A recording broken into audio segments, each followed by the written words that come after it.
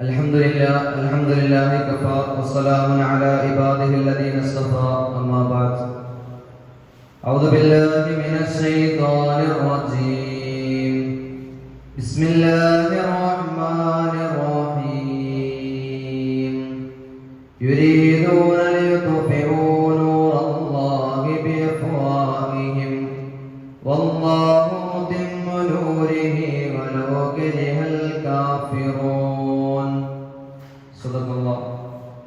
ഇത്രയും ബഹുമാനാദരവുകൾ നിറഞ്ഞ ഉസ്താദവറുകൾ, മറ്റ് ഉസ്താദന്മാർ, ജഡ്ജിമാരായി എത്തിയ പ്രിയപ്പെട്ട ഉസ്താദന്മാർ, അല്ലാഹു സുബ്ഹാനഹു വ തആല നമ്മോട് ഒരുമിച്ച് കൂട്ടിയതുപോലെ അനുഗ്രഹീതമാകുന്ന ജന്നാത്തുൽ ഫിർദൗസിൽ ഒരുമിച്ച് കൂട്ടി അനുഗ്രഹിക്കുമാറാകട്ടെ. മുസ്ലിം ജനത നേരിടുന്ന വെല്ലുവിളികൾ എന്ന വിഷയത്തെ ആസ്പദമാക്കി എന്നാൽ അറിയാവുന്ന കുറച്ച് കാര്യങ്ങൾ പറഞ്ഞുകൊണ്ട് ഇൻഷാ അല്ലാഹ് ഞാൻ ആരംഭിക്കാം. പ്രിയമുള്ള സഹോദരങ്ങളെ, ഇസ്ലാമിക വിശ്വാസ ആദർശങ്ങൾക്ക് ഭീകരതയുടെ പരിവേഷം നൽകി ഇസ്ലാമിക ദർശനങ്ങളെ വികലമായി ചിത്രീകരിച്ച് മറ്റുള്ളവരുടെ ഹൃദയാന്തരങ്ങളിൽ ഭയപ്പാടുണ്ടാക്കുന്ന തരത്തിൽ ഇസ്ലാമിക സമൂഹത്തിന്റെ വെല്ലുവിളിയായി മാറിക്കൊണ്ടിരിക്കുന്ന വംശഹത്യയുടെയും ഇസ്ലാമോഫോബിയയുടെയും ഭാഗമായിട്ടാണ്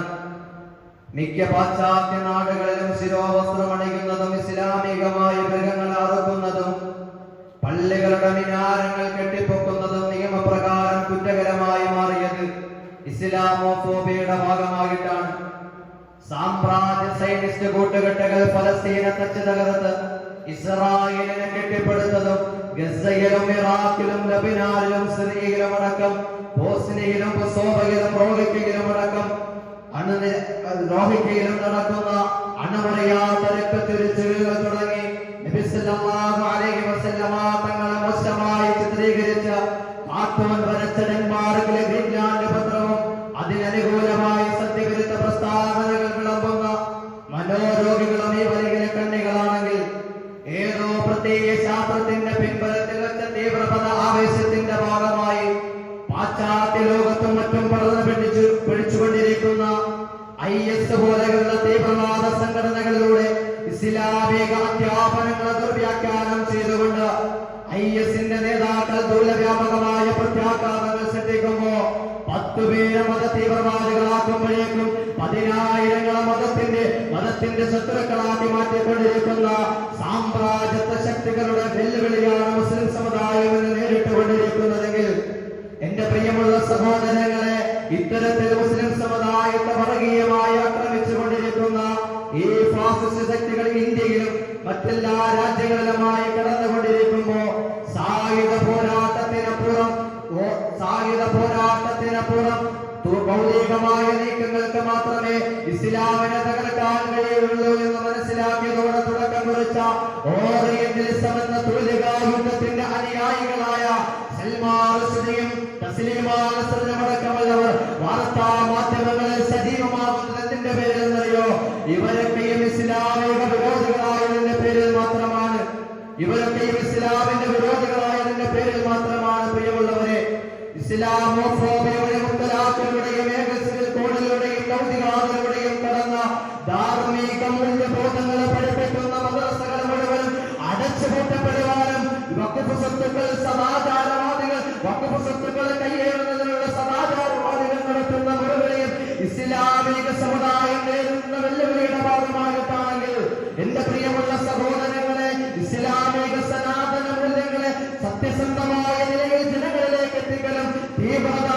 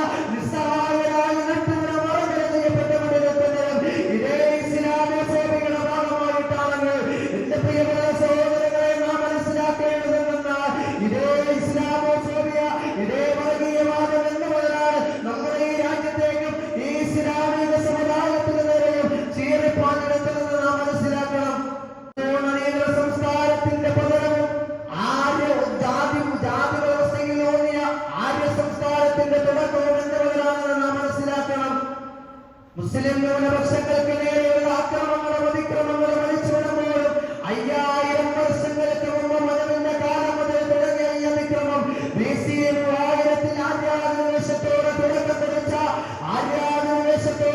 കുറിച്ച ജാതി വ്യവസ്ഥയിലൂടെ ഈ ആക്രമം നാം മനസ്സിലാക്കേണ്ടതിന്റെ പ്രിയമുള്ള സഹോദരങ്ങളെ, ഇത്തരത്തിലുള്ള ആക്രമണങ്ങളിലൂടെ മുസ്ലിം സമുദായത്തെ ആക്രമിക്കാൻ ശ്രമിക്കുമ്പോഴും ജാതി വ്യവസ്ഥയിലൂടെ ഇത്തരത്തിലുള്ള ഇസ്ലാമിക സമുദായത്തെ ആക്രമിച്ചുകൊണ്ടിരിക്കുന്നു. വിഭിന്നമായി വളർന്നുകൊണ്ടിരിക്കുന്ന വ്യാപിച്ചുകൊണ്ടിരിക്കുന്ന മുസ്ലിം സമുദായത്തിന്റെ വ്യാപനത്തെ തടയുവാൻ വേണ്ടിയും ഇസ്ലാമിന്റെ പ്രകൃതിപരമായി വളർന്നുകൊണ്ടിരിക്കുന്ന ഇസ്ലാമിനെ തച്ചുതകർക്കാൻ വേണ്ടിയും വിദേശ രാജ്യത്തും മറ്റും മുസ്ലിം പ്രസ്ഥാനങ്ങൾക്ക് ലഭിക്കുന്ന മുസ്ലിം പ്രസ്ഥാനങ്ങൾക്ക് കിട്ടുന്ന സ്വീകാര്യതയ്ക്ക് തടയിടാൻ വേണ്ടിയും ആഗോളവൽക്കരണത്തെ മറയായി പിടിക്കുമ്പോഴും രാഷ്ട്രീയവൽക്കരണവും ആഭ്യന്തരവൽക്കരണവും തുടങ്ങി ബാബരി മസ്ജിദ് മുതൽ തുടങ്ങി യൂപ്പിയിലെ സാഹി മസ്ജിദും യാൻവാപ്പിയും അജ്മീർ ദർഗയും താജ്മഹലും ചരിത്ര ദർശനം നടത്തി മുസ്ലിം സമുദായത്തിന്റെ വെല്ലുവിളിയായി മാറിക്കൊണ്ടിരിക്കുന്നു. എന്റെ പ്രിയമുള്ള സഹോദരങ്ങളെ, വേദങ്ങളുടെ അപ്രവാദിത്വം വേദങ്ങളുടെ അപ്രവാദിത്വം അംഗീകരിക്കാത്തവരെ ഇന്ത്യക്കാരനായി അംഗീകരിക്കേണ്ടതില്ല എന്ന വിവേചനത്തിന്റെ തത്വശാസ്ത്രം പ്രചരിപ്പിക്കുന്ന ആര്യ സമാജത്തിന്റെയും ഹിന്ദു മഹാസഭയുടെയും RSSന്റെയും വാചാലങ്ങളാണ് ഇന്ന് മുസ്ലിം ന്യൂനപക്ഷങ്ങൾ അനുഭവിച്ചുകൊണ്ടിരിക്കുന്ന വെല്ലുവിളിയെങ്കിൽ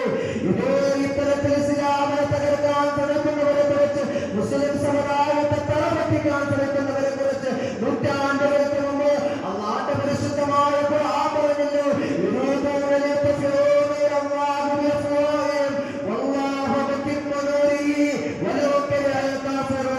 അല്ലാഹുവിന്റെ പരിശുദ്ധമായ ശരീഅത്തുൽ ഇസ്ലാമിനെ ആരൊക്കെ തകർക്കാൻ ശ്രമിച്ചാലും അതിന്റെ പ്രകാശത്തെ ആരൊക്കെ കെടുത്താൻ ശ്രമിച്ചാലും തീർച്ചയായും അല്ലാഹു തആല അതിന്റെ പൂർവാവസ്ഥയിലേക്ക് അതിന്റെ പര്യവസാനത്തിലേക്ക് സുന്ദരമായി തന്നെ എത്തിക്കുമെന്നതാണ് നാം മനസ്സിലാക്കേണ്ടതിന്റെ പ്രിയമുള്ള സഹോദരങ്ങളെ. അങ്ങനെയാണ് ഖുർആൻ നമുക്ക് വിശദീകരിച്ചു തന്നിട്ടുള്ളത്.